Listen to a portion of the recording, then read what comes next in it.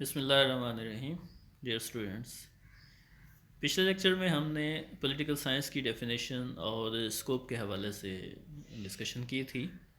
ہم نے یہ دیکھا تھا کہ پولیٹیکل سائنس کو مختلف لوگوں نے مختلف انداز میں بیان کیا ہوا ہے، اور اس کا جو اسکوپ ہے وہ بنیادی طور پہ تو گورنمنٹ اور اسٹیٹ کے درمیان ہی گھومتا ہے.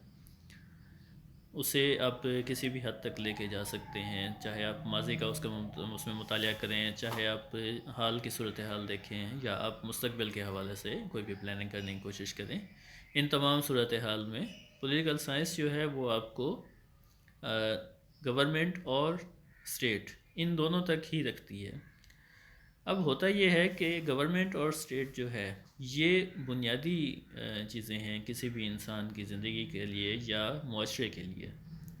چونکہ معاشرہ تبھی سیٹل ہوتا ہے، تبھی ترقی پاتا ہے جب اس کے اندر باقاعدہ طور پر کوئی قانون موجود ہو، قانون نافذ کرنے والے ادارے ہوں، قانون بنانے والے ادارے ہوں، ان پر عمل درآمد کروایا جائے اور اس طریقے سے اسے آگے لے کے چلا جائے.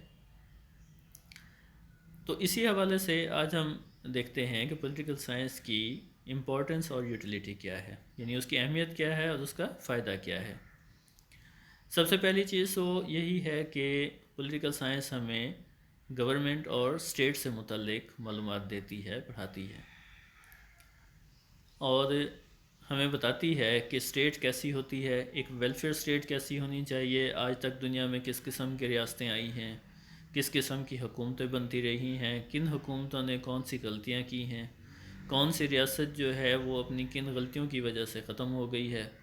یہ جب ماضی کا ہم مطالعہ کرتے ہیں تو ہمیں آج کی جو ریاست ہے اس کے متعلق بہتر نظریات یا بہتر جو ہے وہ طریقہ کار بنانے کا ایک میتھڈ جو ہے، جو میکنزم ہے، وہ سمجھ میں آ جاتا ہے، جس کی بنیاد پر ہم آئندہ آنے والے جو نظام ہیں ان کی پلاننگ کر سکتے ہیں کہ آئندہ جو ہے ہماری ریاست یا ہماری حکومت جو ہے وہ کس طرح کی ہونی چاہیے یا انہیں کیا کام کرنا چاہیے. البتہ پولیٹیکل سائنس آپ کو ان دو چیزوں کے علاوہ، یعنی گورنمنٹ اور ریاست، حکومت اور ریاست کے علاوہ کسی چیز سے متعلق معلومات جو ہے وہ بنیادی طور پر فراہم نہیں کرتی. آپ کو صرف یہی بتایا جاتا ہے کہ گورنمنٹ جو ہے وہ کیسی ہونی چاہیے، کس طرح سے بنائی جاتی ہے، لوگ کیسے گورنمنٹ کا پارٹ بنتے ہیں، کس طرح سے جو ہے وہ حکومت کو چلایا جاتا ہے، کس طرح سے ریاست بنائی جاتی ہے، ریاستوں کے آپس میں تعلقات کیسے ہوتے ہیں. یہ اس قسم کی چیزیں آپ کو پولیٹیکل سائنس میں پڑھائی جاتی ہیں. اس کے علاوہ کوئی اور چیز اس کے اندر نہیں بتائی جاتی.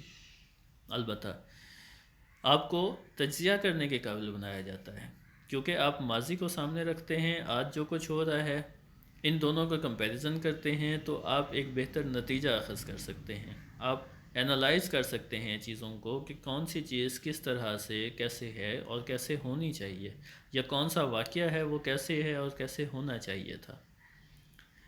اس کے اندر بہت سارے پولیٹیکل تھنکرز آتے جاتے ہیں، آپ کو مختلف قسم کے نظریات جو ہے وہ دیکھنے کو ملتے ہیں. یہ سارے نظریات ہم آگے جا کے پڑھیں گے بھی صحیح. کسی نے کہا جی پولیٹیکل سائنس جو ہے وہ صرف حکومت سے متعلق ہے، کسی نے کہا جی پولیٹیکل سائنس صرف ریاست سے متعلق بات کرے گی، کسی نے کچھ کہا، کسی نے کچھ کہا. جو کچھ بھی تھا، تاہم مضمون جو ہے وہ آپ کا سیاست اور حکومت سے متعلق ریاست اور حکومت سے متعلق ہی رہ جاتا ہے، یہیں پر ہی محدود ہوتا ہے، یہاں پر ہی قائم رہتا ہے. اب پولیٹیکل سائنس جو ہے وہ ہمیں سیاست اور حکومت ان دونوں کے جو طریقہ کار ہیں، جو داؤ پیچ ہے، وہ سارے کا سارا بتاتی ہے، بیان کرتی ہے، وضاحت کرتی ہے. پولیٹیکل سائنس سوشل چوائس کی جو ہے اسٹڈی بھی ہے. سوشل چوائس سے کیا مراد ہے کہ لوگ جو ہے وہ حکومت کے اندر پارٹیسپیٹ کرتے ہیں، کسی نہ کسی طریقے سے، کسی نہ کسی ذریعے سے وہ حکومت کا حصہ بنتے ہیں. الیکشنز ہوتے ہیں، لوگ ممبر بنتے ہیں، لوگوں کی ویلفیئر کے لیے کام کیا جاتا ہے. بنیاد جو ہے ریاست کی وہ تو ویلفیئر ہی ہوتی ہے. پولیٹیکل سائنس کو فیوچرسٹک سائنس بھی کہا جاتا ہے، یعنی آپ کو مستقبل کے حوالے سے جو پلاننگ ہے کسی بھی چیز کی، وہ ساری کی ساری اس کے اندر ملتی ہے. یہ ساری جو آپ کی اس ٹاپک کی ہیڈنگز ہیں یہ میں ڈسکرپشن میں بھی لکھ دوں گا ساری. تاہم اس میں ہوتا کیا ہے کہ آپ نے ایک فوکس بنانا ہوتا ہے ایک ٹاپک کے اوپر کہ